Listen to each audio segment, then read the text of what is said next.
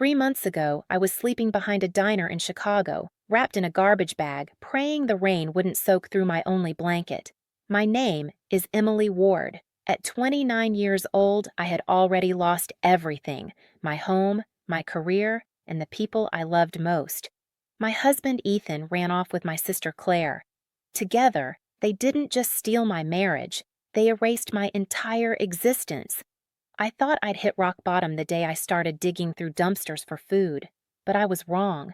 Rock bottom came later, the night I walked into Street Mercy Shelter looking for a warm bed and a meal.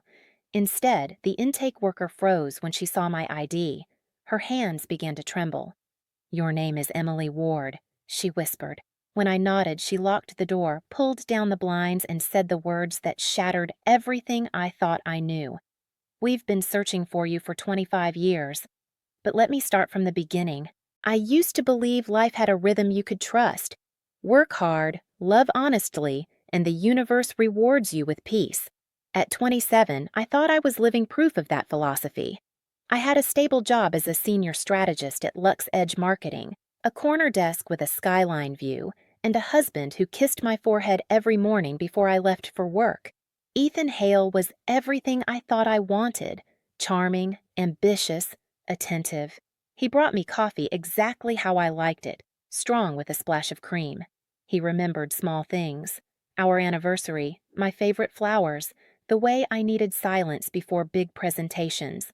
Looking back, I realize he studied me like a subject, not a wife. Then there was Claire, my older sister. Everyone adored her, the golden child, the effortless charmer. She had a way of making people feel special, even while she was quietly taking something from them. She helped plan my wedding. She toasted us with teary eyes. She called Ethan the brother I never had. I should have noticed when those tears stopped being for me. It started with small things. Ethan coming home later, smelling faintly of Claire's citrus perfume. Her visits becoming more frequent, always with convenient excuses. Dropping off wine, helping with Ethan's laptop issues. I ignored the signs because love makes you blind and family makes you foolish. The explosion came on an ordinary Tuesday. My supervisor called me into her office. Her face was carefully neutral, the kind of expression people wear when delivering bad news. "Emily, we've received complaints about account discrepancies. The partners think it's best you take a leave of absence." "That's impossible. My reports are clean." She slid a file across the table. Inside were fake invoices, all signed with my name, my handwriting perfectly forged. I stormed home, shaking with rage, and found Ethan and Claire sitting on our couch. They weren't even pretending anymore. Their fingers were intertwined. They looked up at me without a trace of guilt. "Is this your idea of a joke?" I demanded, throwing down the file. Claire crossed her legs slowly, a small smile playing on her lips. "It's not personal, Em. You were just in the way." "In the way of what?" "My future," she said, her voice calm as glass. "And his." I turned to Ethan, searching for something: regret, shame, anything human. His eyes were empty. "You were always too emotional," he said. "I need someone who understands the bigger picture." What bigger picture? I wanted to scream, but the words died in my throat. That night, I packed a bag. By morning, I had nowhere to go. Within 2 days, my position was officially terminated. My company laptop, phone, and ID card were disabled. My apartment lease, co-signed by Ethan, was canceled without warning. By the end of the week, my entire life had been deleted like an old email. I tried calling my parents. Claire had gotten to them first. "Sweetheart," my mother said, her voice strained and distant. "Maybe it's best you get some help." Help! That word echoed in my head for weeks. The first night I slept in my car, I told myself it was temporary. I still had my resume, my degree, my pride. But reality doesn't care about pride. The second week, my car battery died. I sat in the dark watching frost crawl across the windshield, and I realized no one was coming to save me. I pawned my engagement ring for $80. It bought 2 nights in a cheap motel and a handful of gas station meals. When the money ran out, I started walking from one shelter to another, pretending I was between apartments. People think homelessness is loud, shouting, sirens, chaos. But it's not. It's quiet. It's the sound of being invisible. You learn to stop making eye contact because people only see what they're comfortable seeing. By January, I'd lost 20 pounds and most of my hope. I kept a notebook from my old job, flipping through it at night, tracing my handwriting, trying to remember the woman who once signed contracts and led meetings. She felt like a ghost. Then came the snowstorm. The temperature dropped to 14 degrees. My car had long since been towed. I tried to sleep under an awning behind a diner, using trash bags for warmth. I remember thinking, if I close my eyes, maybe I just won't wake up. A voice pulled me back. "You'll die out here, sweetheart." An older woman in a red coat stood over me, Sister Mary Ann, a volunteer from Street Mercy Shelter. She handed me a cup of coffee and a card. "Go there," she said. "They'll take you in. No questions asked." I stared at that card for hours. Street Mercy Shelter. The name felt like a cruel joke. Mercy wasn't something I believed in anymore. But when I woke the next morning, my fingers were blue and my body was shaking uncontrollably. I didn't have the strength to argue with fate. So I walked, 4 miles through dirty snow, my boots soaked, my breath fogging like smoke. Every step felt like dragging my own corpse. When I finally saw the faded red sign, I thought I'd reached the end of my story. I had no idea it was just the beginning. The shelter smelled like bleach and old coffee, a strange mix of safety and desperation. I stood in a line of strangers clutching plastic bags, waiting for my turn to sign in. The walls were painted pale yellow, but under the flickering fluorescent lights, everything looked gray.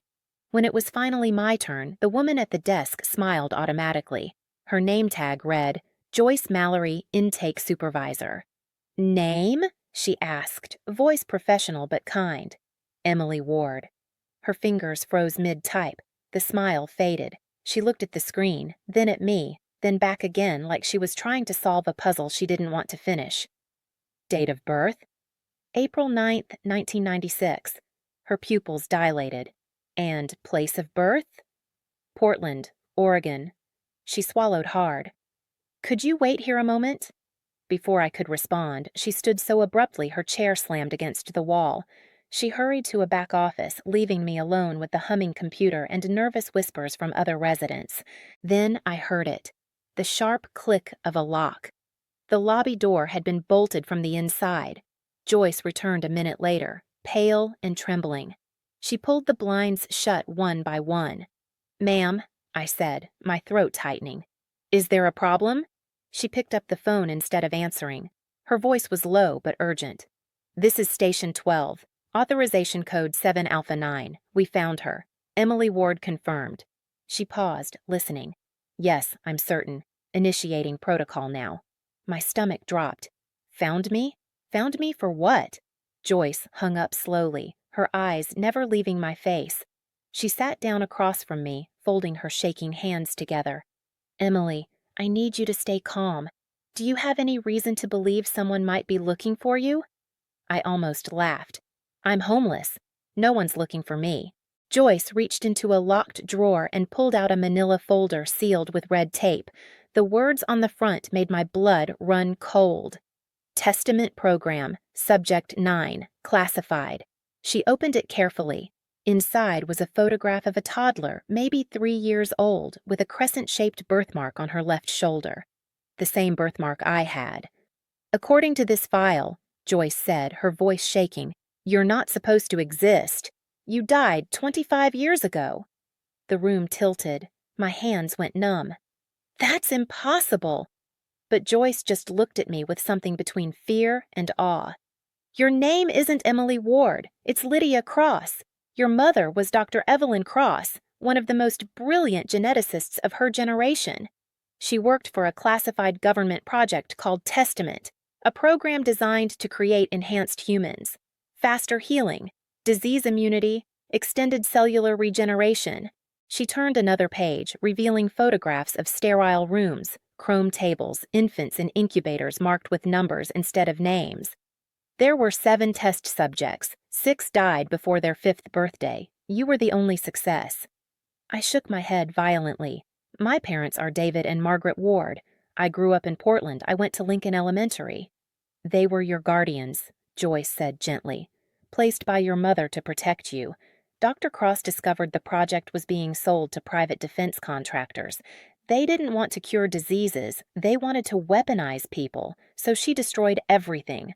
Burned the lab, the research, all of it. She died in that fire? Yes, to protect you. She left instructions. Raise the child as your own. Never let her know what she is. Joyce pressed something into my hand. A silver locket. Inside was a photograph of a young woman in a lab coat, dark hair tied back, smiling down at a baby with my eyes. Tears blurred my vision. This is really her? Yes. I clutched the locket so hard it cut into my palm. Why now? Why find me after 25 years? Joyce's expression darkened. Because someone else has been looking for you too. A company called Biosystems. They bought the surviving Testament patents and have been searching for original genetic material ever since. The name hit me like a physical blow. Helio, I whispered. That's Ethan's company. His father runs it. Joyce went pale. Richard Hale? My father-in-law. For a moment, neither of us spoke. The horrible truth settled over me like a shroud. Ethan didn't marry me by accident, did he? Joyce shook her head slowly. Richard Hale has been hunting for Dr. Cross's research for decades. Somehow, they discovered you were still alive. Your husband, your sister, the job. It was all designed to get close to you, to study you, and when they had what they needed. They threw me away, I finished, my voice hollow.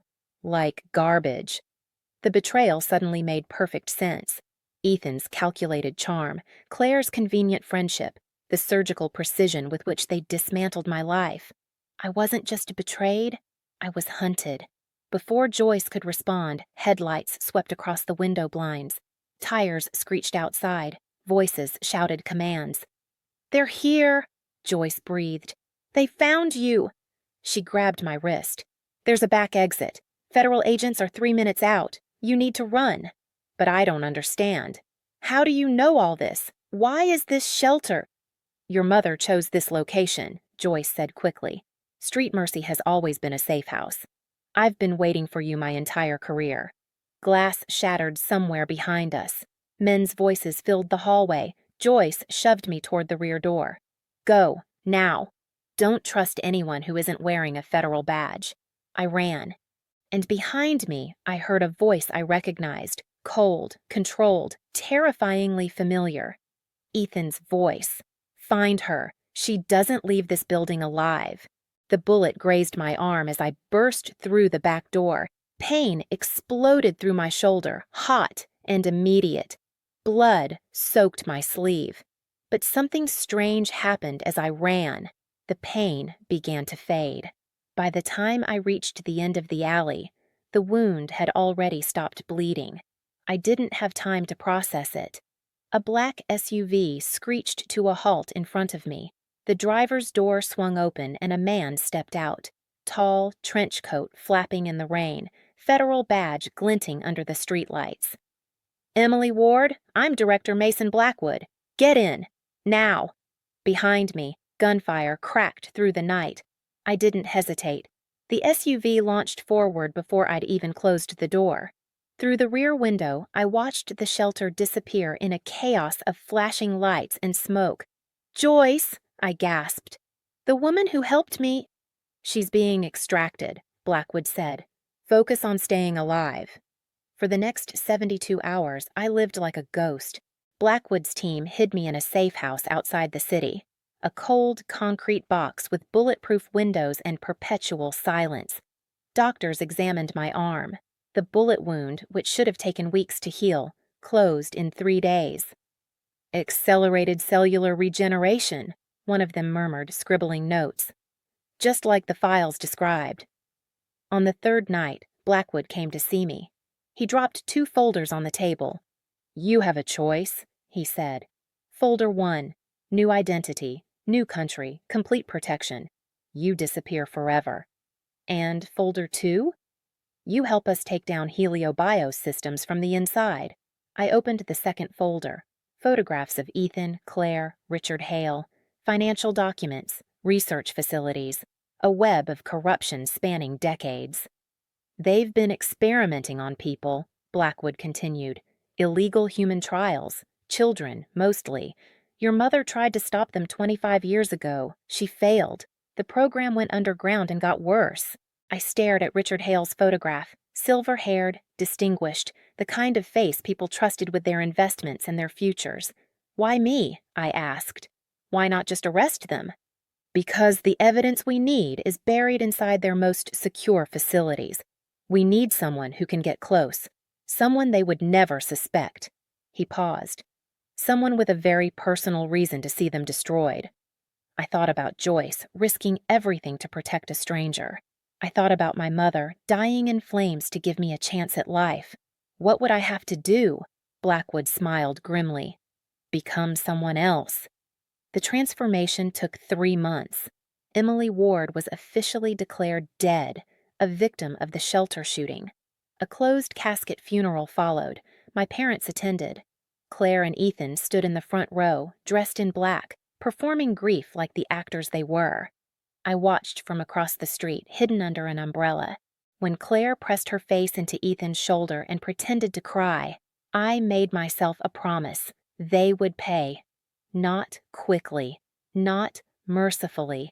They would watch everything they'd built crumble around them. I became Alyssa Grant. New face, new voice, new history. A consultant in biomedical logistics with impeccable credentials and an impressive resume, all crafted by Blackwood's team. I spent weeks studying Helio's corporate structure, memorizing names and relationships, learning to move through their world without leaving fingerprints. 3 months later, Helio Biosystems hired me. The headquarters was everything I remembered about power: glass, steel, and quiet fear. I moved through it like a shadow, smiling at the right people, attending the right meetings, building trust one carefully calculated interaction at a time. Ethan didn't recognize me. My hair was darker, my eyes disguised behind colored lenses, my posture and mannerisms completely transformed. But sometimes, when I passed him in the hallway, his gaze would linger a fraction too long. He sensed something. He just couldn't name it. I used that doubt. I let him wonder. It made him careless. Within weeks, I had access to mid-level research files. Within 2 months, I'd worked my way into Richard Hale's inner circle. He liked my efficiency, my discretion. He had no idea I was copying every document that crossed my desk. But the breakthrough came from an unexpected source. Claire. I found her crying in the women's bathroom one evening, mascara running down her cheeks. She looked up when I entered, embarrassed and defensive. Sorry, she muttered. Bad day. I should have walked away. Instead, I handed her a tissue. Want to talk about it? She laughed bitterly. You wouldn't understand. Nobody does. Over the following weeks, I became Claire's confidant. The irony was exquisite and agonizing. I learned that her relationship with Ethan had soured the moment I disappeared. Without a common enemy, they had nothing. I learned that Richard treated her like furniture, useful but disposable, and I learned that Claire knew exactly what Helio was doing to those children. Sometimes I hear them crying, she whispered one night, drunk on wine I'd brought to her apartment. In the basement levels. Richard says it's necessary, for the greater good. Her voice cracked, but I don't think anything that sounds like that could ever be good. I recorded everything. The night before the annual research gala, I sent Blackwood every file, every recording, every shred of evidence I'd gathered. Enough to bury Helio forever. His response was simple. Tomorrow, be ready. I lay awake all night, staring at the ceiling, thinking about my mother. I finally understood why she'd destroyed everything. Some knowledge is too dangerous to exist. Some power is too corrupting to be trusted. She'd given her life to stop this. Now it was my turn to finish it. The gala was everything wrong with wealth, wrapped in crystal chandeliers and champagne. Billionaires and politicians mingled beneath vaulted ceilings while servers in white gloves circulated with silver trays. A string quartet played something elegant and forgettable. Everyone smiled, everyone lied. The air smelled like money and moral compromise. I wore a black gown and a silver mask, just another face in a crowd of beautiful strangers. My heart pounded beneath layers of practiced calm. Ethan was there, of course, polished, confident, working the room like he owned it, feeding promises to investors who didn't know they were funding atrocities. Claire stood beside him in an emerald dress, her smile stretched thin, her eyes hollow. She'd stopped crying weeks ago. Now she just looked tired. Richard Hale held court near the main stage, silver-haired and distinguished, accepting congratulations for quarterly profits built on suffering. I waited until the crowd was thickest. Then I approached. "Mr. Hale?" I said, my voice pleasant and professional. "Alyssa Grant. I believe we have a meeting scheduled for Monday." He turned, recognition flickering in his eyes. Yes. The new logistics consultant. Ethan speaks highly of you." "Does he?" Ethan appeared beside his father, champagne in hand. "Alyssa, didn't expect to see you here." "I'm full of surprises." Something in my voice made him pause. He studied my face, searching for something familiar. "Have we met before?" he asked slowly. "Before Helio, I mean. You seem familiar." I tilted my head slightly. "I have one of those faces." Claire drifted over, clutching a wine glass like a lifeline. Her eyes met mine, and for a moment, I saw recognition flicker. Not of my face, but of something deeper. Some instinct warning her that danger was close. "Who's your friend?" she asked Ethan. "Alyssa Grant," I said. "Pleasure to finally meet you. I've heard so much." Before she could respond, the lights flickered. A murmur rippled through the crowd. Then the doors burst open. Federal agents poured into the ballroom, black vests, drawn weapons, laser sights cutting through the dim lighting. Screams erupted, champagne glasses shattered on marble floors. "Richard Hale!" a voice boomed through the chaos. "You are under arrest for crimes against humanity, illegal human experimentation, and conspiracy to commit murder. Get on the ground. Now!" The room dissolved into pandemonium.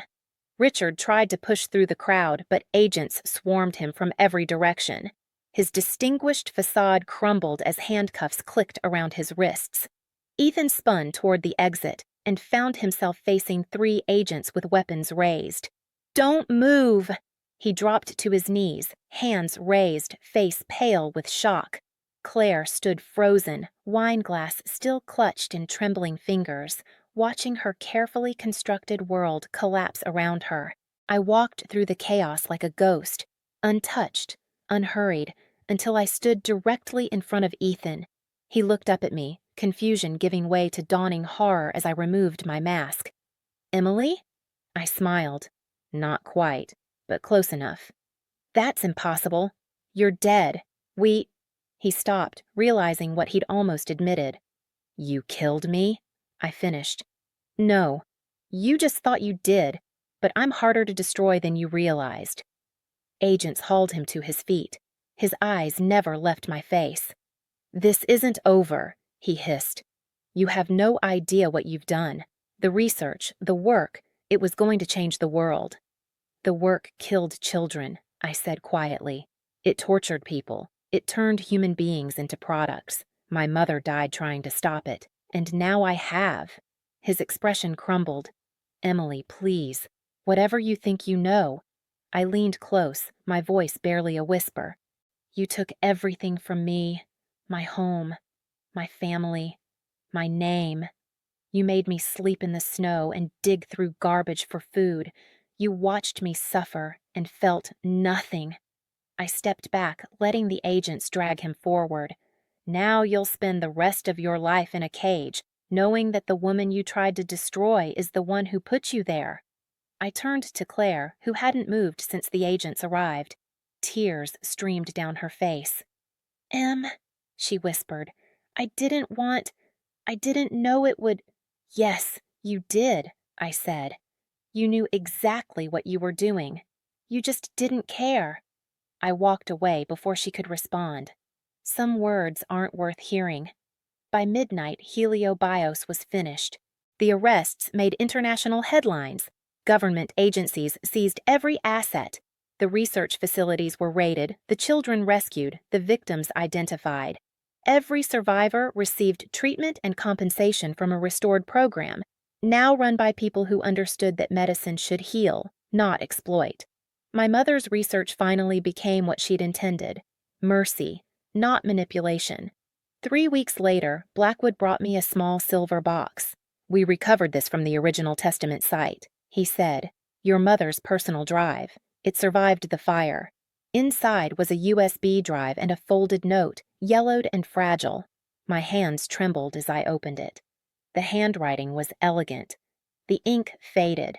"If you are reading this, my Lydia, it means you lived.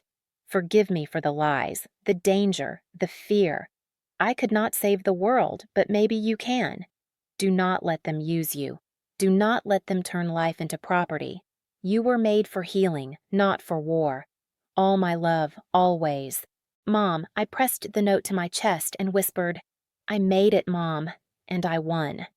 Today, I live in the shadows, not hiding, but watching. I travel between research facilities under a name that doesn't matter, coordinating ethical medical breakthroughs and protecting the vulnerable from those who would exploit them. Sometimes I walk past Street Mercy Shelter and stop at the door to listen. The laughter, the tears, the second chances being given out like blankets. And I remember the night I first walked in, soaked, starving, broken, and heard the words that changed everything. "We've been searching for you for 25 years. I used to think that night destroyed me. Now I know it was the moment I was reborn. We spend our lives running from pain, but sometimes pain is the very thing that shows us who we truly are." My name was Emily Ward. Before that, Lydia Cross. Now, it doesn't matter. What matters is this: I was never just a victim, never just an experiment, never just a woman they tried to erase. I am my mother's legacy, and I am just getting started. And that's where Emily's story ends, for now. But here's the thing about stories like this: they don't really end. They echo. They stay with you long after the last word fades. Maybe you've felt what Emily felt. Not the experiments, not the secret identities, but the betrayal, the loneliness, the moment when everyone you trusted turned their backs and left you standing in the cold. Maybe you've wondered who you really are when everything you believed about yourself gets stripped away. Or maybe you're still waiting for your moment, the moment when the pain finally makes sense, when the suffering transforms into strength.